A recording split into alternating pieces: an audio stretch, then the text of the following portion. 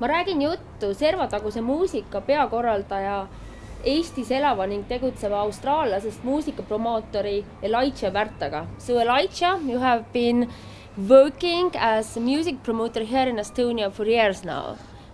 Yeah, 2. Yeah.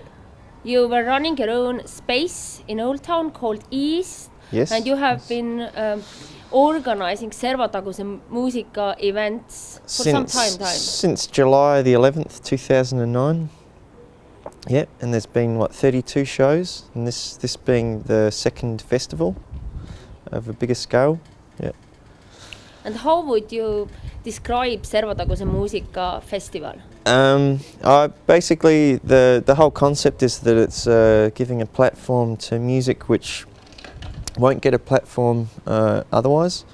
It's basically making sure that performers who really go like off the middle, who go to different extremes, or who just simply tinker away from what would be a normal pop culture form of music, to make sure that they've got something to perform, and the focus being that it's for performers from Estonia and the direct region, that being, you know, the neighbouring countries, principally being Latvia, Finland, Russia, and also, if possible, anyone else who happens to be passing through.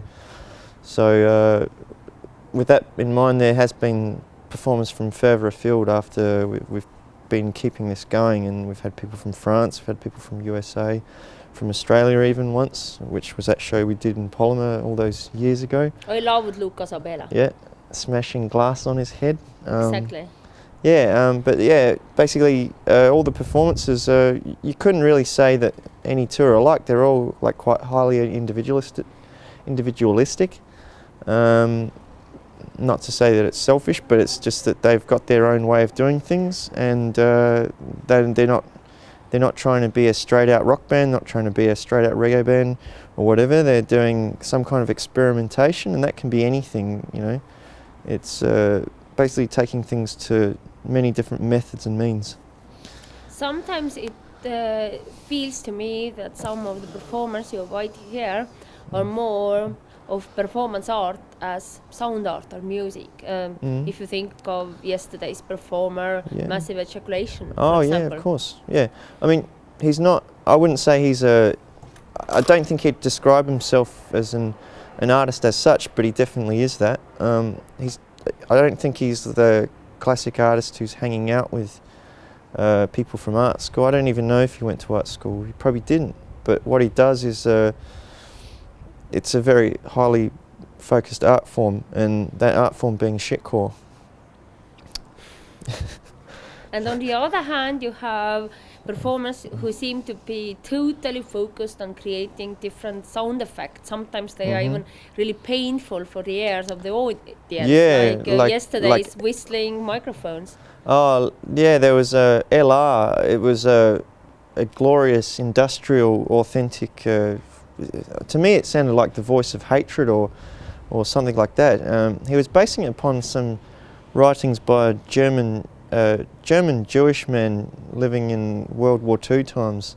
Some poetry that he wrote. He was referencing the writings of this man, and he was making it into this kind of like highly abrasive, high-pitched frequency feedback and distortion, and he was screaming the fuck out of the microphone, wasn't he? And it really hurt at the end. But to me, that performance really stood out. It was you could feel something. There really was performance in what he was doing, and in the sound. It had a real aesthetic. I thought it sounded really great, but it was also very painful. Yeah, about half of the audience left right in the beginning. Yeah, perhaps, but I mean that's because perhaps they haven't been broken in. You know, like you have to have a certain reference to enjoy that kind of thing. And you have to have certain exposure.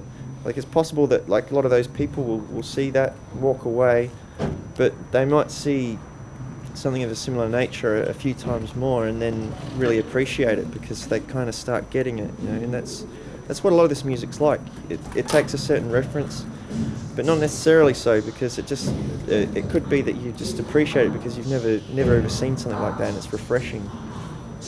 You have definitely taken some space in Estonian alternative, so to call so-called alternative music scene, and how does this music scene appear from a foreigner, outstander, basically? I think we've talked about this before. There's not really a scene because the population is quite small. If there's Estonian performers that are doing something quite different, they're doing it like a loose cannon in themselves. They're like doing it without like any community around them. Like they're doing it in pure isolation, and I think that's really just because of population. You know, if you go to a bigger city, then you get more like-minded people, like kind of building their own little cluster together. And in Tallinn, you don't really have that. So the people that do it, they do it regardless of whether they have all this support structure around them or like a list of friends that are thinking in a similar way. They just think in their own way, and they just do it regardless of any support around them. And still your events seem to be surprisingly popular here in Tallinn. I wouldn't say that, but this festival certainly has worked. Yeah. I don't know, like it really, there's been so many shows where it's been the best performance, really high quality performances, and there might be only 6 or 10 people that come. But this festival's been good because we had a lot of people come on Friday, and even on Saturday when there was a bit less, it was still a lot of people, you know? And it really felt, it was good. I was happy. And you think of continuing enriching Estonian music scene with your events, bringing those obscure artists here?